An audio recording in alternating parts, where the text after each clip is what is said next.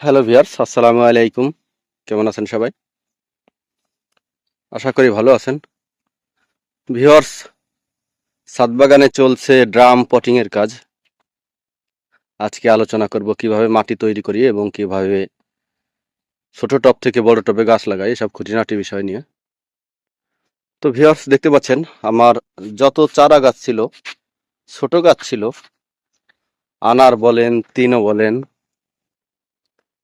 আর মালটা কমলা যাই বলেন না কেন, ছোট চারাগুলোকে প্রথমে আমি এই ধরনের 8 লিটার টবে রোপণ করেছিলাম।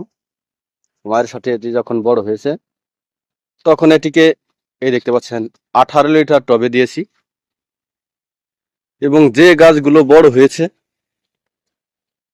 এই যে এগুলো 18 লিটার টবে রয়েছে, এগুলো অলরেডি আমি এই শীতে ফলন নিতে চাচ্ছি। অলরেডি এই যে গুটি পড়া শুরু করেছে। তো আমি চেয়েছিলাম এই শীতে ইনশাল্লাহ ফুল ও ফল নিব, তাই এই 18 লিটার ড্রামগুলোকে আমি 125 লিটার ব্রেলে শিফট করে দিচ্ছি। এই যে দেখতে পাচ্ছেন এখানে চলছে ব্রেল প্রস্তুতের কাজ, ড্রাম প্রস্তুতের কাজ, এখানে রয়েছে মাটি প্রস্তুতের কাজ। এই দেখতে পাচ্ছেন কোনো প্রকার কোনো রাসায়নিক সার ওষুধ নেই, একদম জৈব সার, পচা গোবর যেটা একদম মাটিতে রূপান্তরিত হয়েছে দেখতে পাচ্ছেন একদম, এবং মোটা বালি, হালকা কিছু ধানের চিটা দিয়েছি এবং হালকা কিছু চুন দিয়েছি। এছাড়া কোনো প্রকার কোনো রাসায়নিক সার ওষুধ দেয়নি, এবং এর সাথে কোনো মাটিও দেয়নি, একদম পচা গোবর যেটা মাটি হয়ে গেছে প্রায়, এবং 20% দিয়েছি মোটা বালি। তো সবগুলোকে সুন্দর করে মিক্সড করে রেখে দিয়েছি। এই যে এখানে আরো রয়েছে বস্তাবন্দি, অলরেডি কয়েকটা রোপণ করে দিয়েছি, এই দেখতে পাচ্ছেন এখানে। তো এগুলাতে কিন্তু মাশাআল্লাহ ফল আছে, যেগুলাকে বড় টবে রোপণ করে দিলাম। আশা করি আরো বেশি ফুল ও ফল নিয়ে আসবে। তো এই চলছে ড্রাম, এটি হচ্ছে ফুলের রক্তা, এটিকে আমি এখানে শিফট করব এই বড় টবে। এটি 125 লিটার। তো মূলত এই বেলগুলো কেটেই আমি 2টা টব তৈরি করেছি।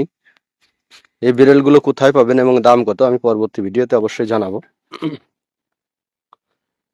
তো পানি নিষ্কাশনের জন্য আমি বেলটিতে দেখতে পাচ্ছেন 1টি, 2টি, 3টি, 4টি ছিদ্র করে নিয়েছি, এবং এর সাথে ফিশিং নেট দিয়ে দিয়েছি এর উপরে, যেন মাটিগুলা এর থেকে বেরিয়ে না যায়।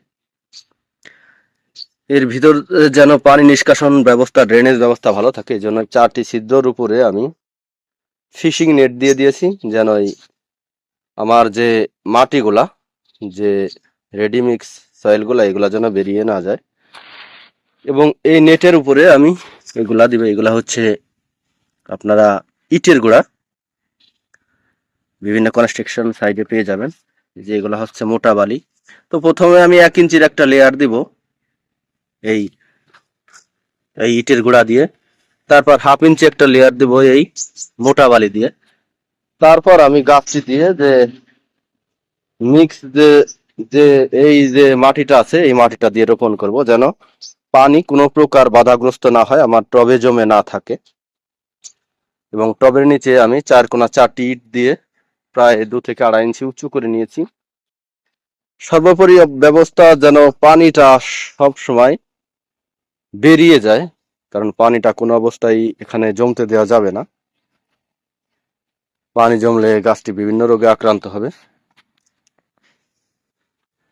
তো ভিউয়ার্স, এভাবেই আমি গাছ রোপণ করি। আপনারা চাইলেও ছোট চারা প্রথমে 8 লিটার টব, তারপর 18 লিটার, এবং ফাইনালি এই 125 লিটার টবে শিফট করে দিতে পারেন। আশা করি ভালো ফল পাবেন। তো ইনশাল্লাহ আমার গাছেও কিন্তু অলরেডি ফল চলে আসছে। এটি অস্ট্রেলিয়ান আনা। আপনারা চাইলেও এভাবে ছাদ বাগানে গাছ রোপণ করতে পারেন, তাতে পরিবারের খাওয়ার চাহিদা মিটে যাবে। এবং চেষ্টা করবেন বিষ মুক্ত এবং রাসায়নিক সার মুক্ত ছাদ বাগান করার জন্য। আমি এখানে মাটি তৈরি করেছি, কোনো প্রকার কোনো রাসায়নিক সার দেইনি, এর পুরোটাই আপনার পচা গোবর, মোটা বালি এবং পচা পাতা, এগুলা একদম জৈব সার। আপনারা এইভাবে করার চেষ্টা করবেন। তো ভিউয়ার্স আজ এ পর্যন্তই। পরবর্তী ভিডিও পেতে অবশ্যই চ্যানেলটি সাবস্ক্রাইব করবেন। ধন্যবাদ সবাইকে, ভালো থাকবেন সবাই।